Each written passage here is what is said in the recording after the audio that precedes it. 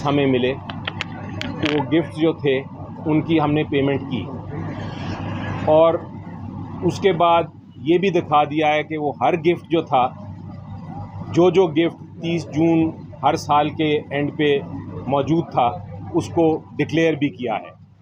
उसका भी सबूत हमने आज अपने जवाब के साथ लगा दिया है। लेकिन आपको ये बताता चलूं कि आइन में बड़ा क्लियरली लिखा है कि जो स्पीकर साहब हैं वो रेफरेंस 62 आर्टिकल 62 के तहत रेफरेंस नहीं फाइल कर सकते, वो सिर्फ 63 के तहत कर सकते हैं।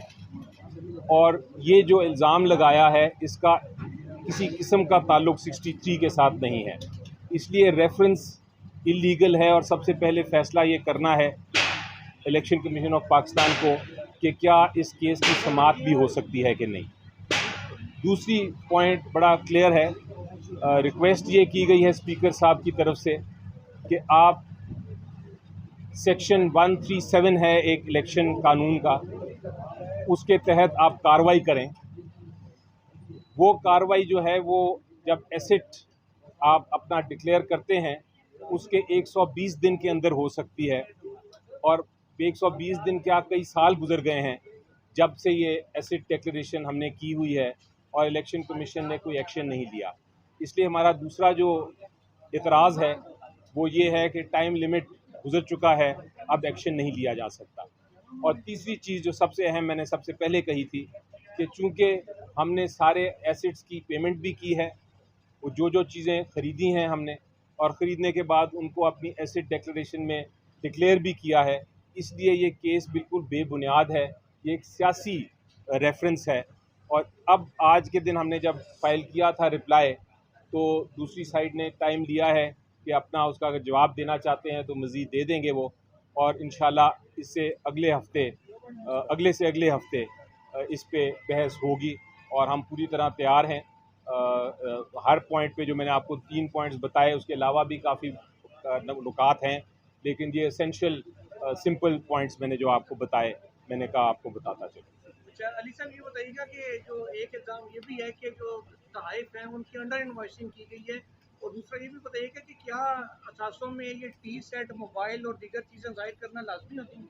जी देखिए, सबसे पहले तो ये जो इल्ज़ाम है कि अंडर इन्वॉइसिंग की गई है, ये तो हो नहीं सकता, क्योंकि ये नंबर 1 तो इल्ज़ाम ही नहीं है और वैसे भी इल्ज़ाम हो भी नहीं सकता, क्योंकि जो तोशाखाना के कानून हैं वो बड़े वाज़ेह हैं कि उसकी बाकायदा वैल्यूएशन होती है।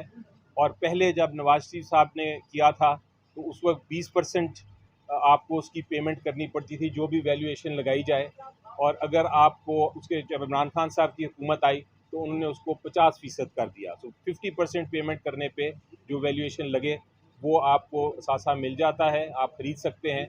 उसके बाद आपकी जो मर्ज़ी उसके साथ करें।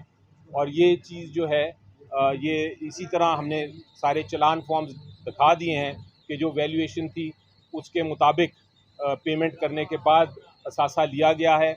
उसको इनकम टैक्स रिटर्न्स में भी बाकायदा बताया गया है, और जो इलेक्शन कमीशन ऑफ पाकिस्तान के सामने भी दिया जाता है उसमें भी बताया गया है।